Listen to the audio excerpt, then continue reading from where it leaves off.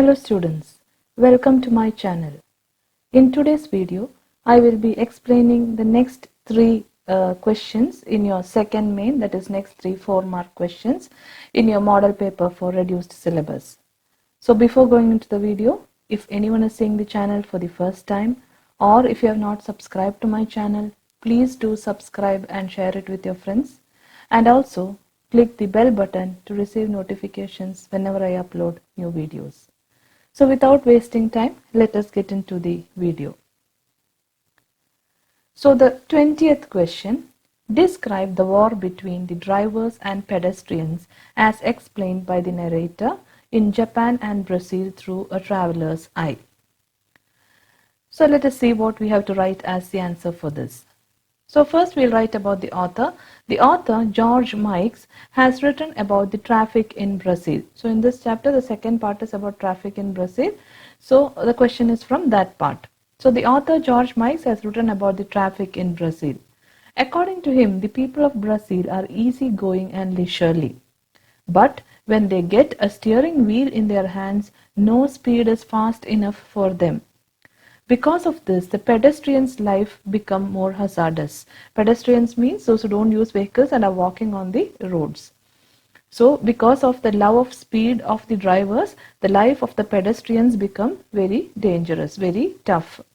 The author says that the drivers are on the lookout for pedestrians and they consider them as a fair game.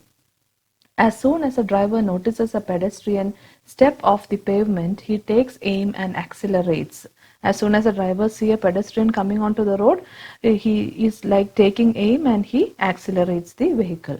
The pedestrian, on seeing the vehicle coming towards him at a very fast speed, he becomes very frightened, and the pedestrian has to jump, leap and run for their life because he is seeing the car coming very fast towards him.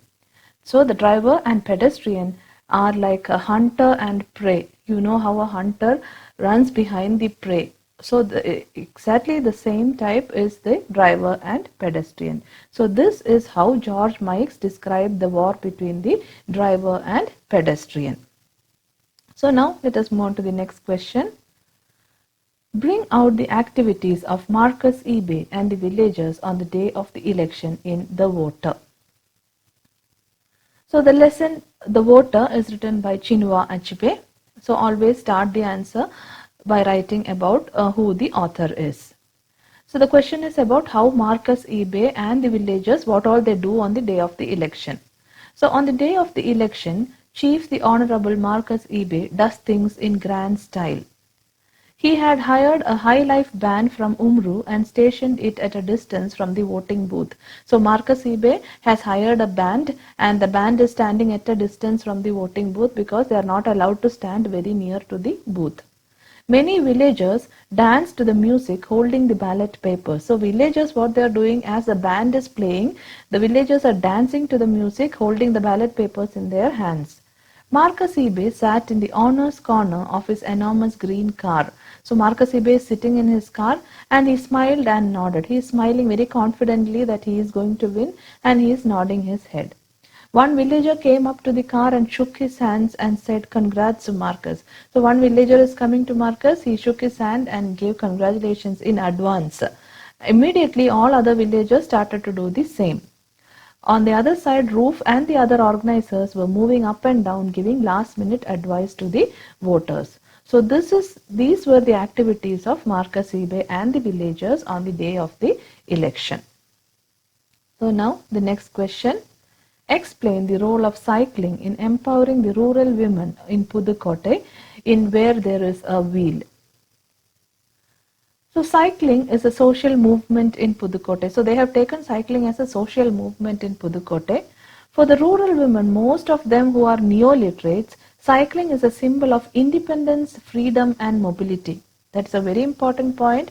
For the rural women, cycling is a symbol of independence, freedom and mobility. It has given them freedom to go anywhere.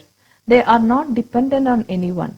Cycling has also given these women confidence and reduced their dependence on men. It offered them a way out of the enforced routine around male-imposed barriers. That is, it gave them a way out of their normal routine. Okay, the normal routine was around male-imposed barriers.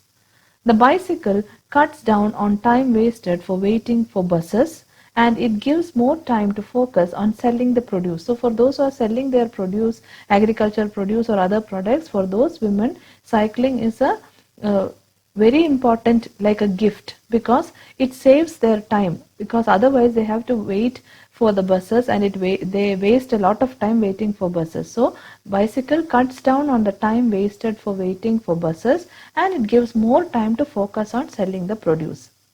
It also enlarges the area one can cover. They can move around to more distant places and increases the leisure time. Small producers who used to wait for buses were dependent on father, brother, husband or son to reach the bus stop. Even to reach the bus stop also they had to depend on others. But when they started to do cycling, it helped them to become independent. They could cover only limited number of villages to sell their produce and had to rush back early to tend to their daily chores. So after doing all their work, they had to rush back to their house to do their daily activities. Those who have bicycles now combine these different tasks with nonchalance. So if they have bicycle, they can do all these things in a very relaxed manner.